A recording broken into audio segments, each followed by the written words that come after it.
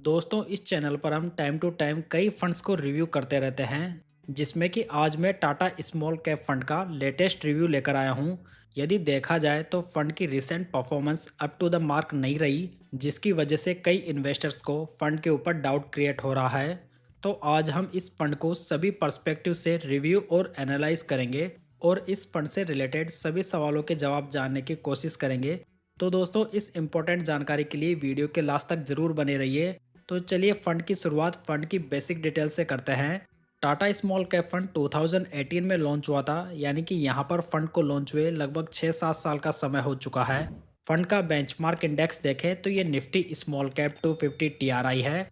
यदि फंड का latest AUM देखें तो ये 11,637 करोड़ रुपीज़ हो चुका है, यानी कि यहाँ पर फंड का एयूएम अच्छा खासा है, जहाँ पर आपको कोई भी लिक्विडिटी का इशू नहीं होगा। यदि फंड के डाइट प्लान का एक्सपेंस रेशियो देखें तो ये 0.33% है और यहाँ पर कैटेगरी एवरेज का 0.62% है।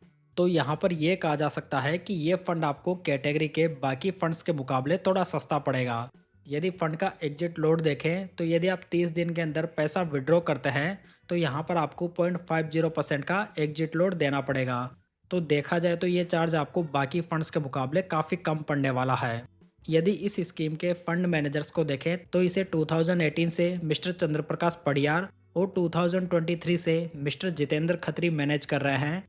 तो देखा जाए तो यहाँ पर फंड मैनेजर इस स्कीम के साथ में स्टार्टिंग से बने हुए हैं, जो कि एक अच्छी फंड मैनेजर स्टेबिलिटी को इंडिकेट कर रहा है।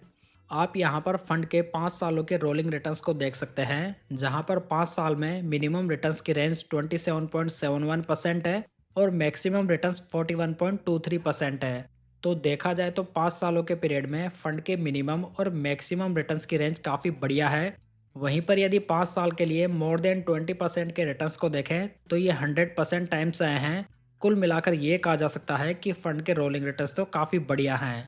दोस्तों यदि टाटा स्मॉल कैप फंड में 5,000 रुपये की मंथली एसआईपी 5 साल पहले स्टार्ट की गई होती तो आज की डेट में टोटल इन्वेस्टमेंट 3 लाख रुपए का होता, जिसकी मैच्योरिटी वैल्यू इस फंड में 5,19,000 रुपीज़ होती और कैटेगरी एवरेज में 5,04,000 रुपीज़।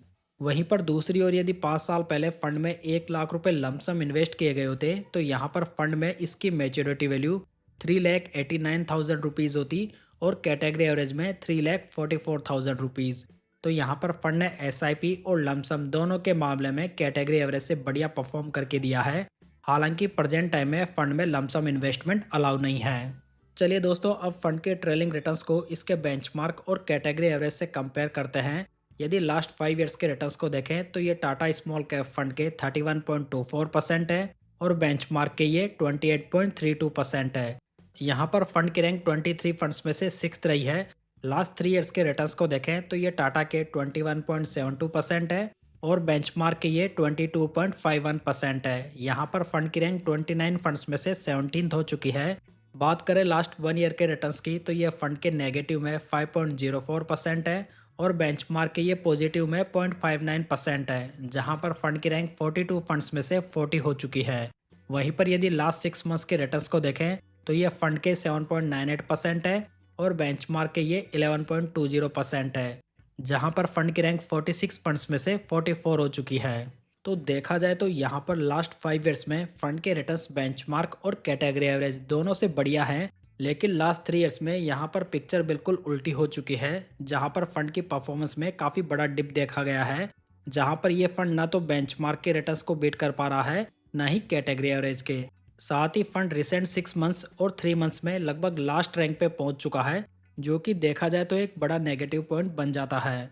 दोस्तों यदि फंड का अपसाइड कैप्चर रेशियो देखें तो ये 80 है और कैटेगरी एवरेज का 81 है। तो देखा जाए तो फंड का अपसाइड कैप्चर रेशियो लगभग कैटेगरी एवरेज के अकॉर्डिंग ही है। वहीं पर यदि फंड का डाउनसाइड प्रोटेक्शन देखें तो ये 63 है और कैटेगरी एवरेज का 76 है। तो यहाँ पर यह कहा जा सकता है कि ये फंड कैटेगरी एवरेज के मुकाबले कम गिरता है, जो कि एक बड़ा थम्स अप माना जा सकता है। चलिए दोस्तों अब फंड के इंपॉर्टेंट रिस्क रेशियोज पे नज़र डालते हैं। अगर फंड का अल्फा देखें तो ये 2.77% है और कैटेगरी एवरेज का 1.29% है। अल्फा रेशियो ये बताता है दोस्तों कि फंड अपने बेंचमार्क इंडेक्स से कितने ज़्यादा रिटर्न्स बनाकर दे रहा है। तो ये फंड का बढ़िया माना जा सकता है, जहाँ पर इसकी पूरी कैटेगरी में 7th रैंक है। अगर फंड का बीटा देखें तो ये 0.80 है और कैटेगरी एवरेज का 0.87 है। बीटा रेशियो जो होता है वो किसी फंड की वॉलेटिलिटी को मेजर करता है। तो यहाँ पर ये कहा जा सकता है कि ये फंड कैटेगरी एवरेज के मुकाबले कम वॉलेटाइल है, जहाँ पर भी इसकी रैंक 7th है। वहीं पर यदि फंड का साप रेशियो देखें तो ये 0.93 है और कैटेगरी एवरेज का 0.85 है।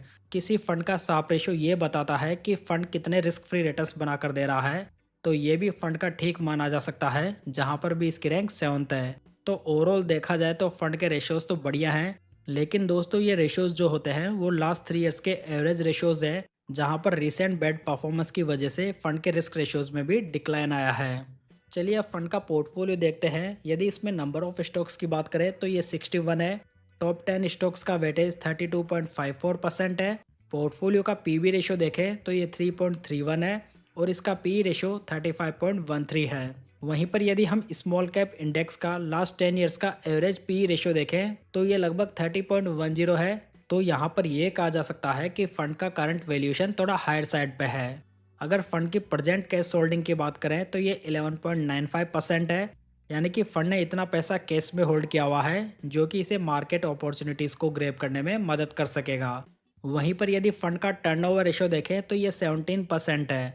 टर्नओवर रेशियो ये बताता है दोस्तों कि फंड मैनेजर पोर्टफोलियो स्टॉक्स में एक साल में कितने चेंजेस करता है।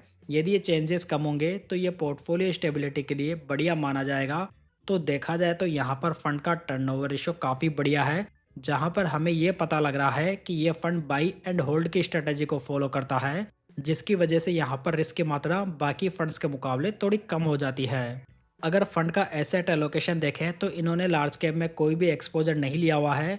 मिड कैप कंपनीज में इन्होंने 6.51% इन्वेस्ट किया हुआ है और स्मॉल कैप कंपनीज में 81.45% इन्वेस्टेड है।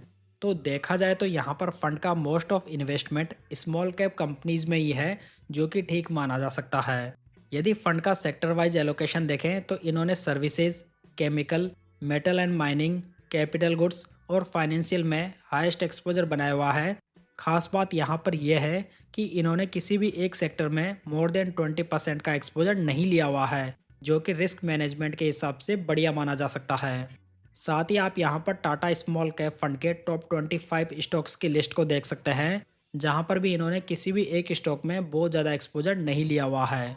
ओवरऑल यदि देखा जाए तो फंड वास्तव में लास्ट 3 ईयर्स में बेंचमार्क और कैटेगरी एवरेज से अच्छा नहीं कर पा रहा, और देखा जाए तो ये टाइम काफ़ी लंबा होता है। लेकिन दोस्तों जैसा कि ये फंड बाई एंड होल्ड की स्ट्रेटेजी को फॉलो करने वाला फंड है, ये वाली जो स्ट्रेटेजी है वो same SBI small cap fund, Axis small cap fund और Canara Robeco small cap fund द्वारा भी फॉलो की जाती है। तो यहाँ पर भी यदि आप इन फंड्स की परफॉर्मेंस को देखेंगे तो ये same Tata small cap fund जैसी है। मतलब कि ये कहा जा सकता है कि प्रेजेंट टाइम में ये स्ट्रेटेजी इतनी बढ़िया काम नहीं कर रही है, लेकिन ऐसा नहीं है कि ये स्ट्रेटेजी हमेशा काम नहीं करने वाली। देखा जाए तो दोस्तों म्यूचुअल फंड्स में भी यहाँ पर साइकिल्स होती है, जहाँ पर कई बार हो सकता है कि कोई स्ट्रेटेजी काम नहीं कर रही हो और दूसरी स्ट्रेटेजी वहाँ पर काफ़ी बढ़िया कर रही हो। तो यहाँ पर भी स्ट्रेटेजीज और फंड्स का रोटेशन लगातार होता रहता है। तो दोस्तों हमने यहाँ पर फंड का रिव्यू किया है, जहाँ पर हमें फंड के फंडामेंटल्स में कोई भी चेंजेस नहीं दिखाई दे रहे हैं। सो देखा जाए तो यहाँ पर इतनी बड़ी चिंता की बात तो नहीं है, लेकिन आने वाले 1-1.5 साल में भी फंड की परफॉर्मेंस इतनी बढ़िया नहीं होती, तो यहाँ पर फंड को स्विच के बारे में देखा जा सकता है। तो दोस्तों ये था टाटा स्मॉल कैप फंड का रिव्यू। इसमें मैंने कोई भी फाइनेंशियल एडवाइस नहीं दी है। कोई भी इन्वेस्टमेंट करने से पहले अपने फाइनेंशियल एडवाइज़र की सलाह ज़रूर लें। तो दोस्तों जानकारी पसंद आई हो तो वीडियो को लाइक, कमेंट और शेयर जरूर कीजिएगा। साथ ही इस चैनल को सब्सक्राइब जरूर कर लीजिएगा। तो चलिए दोस्तों फिर मिलते हैं किसी नई जानकारी के साथ।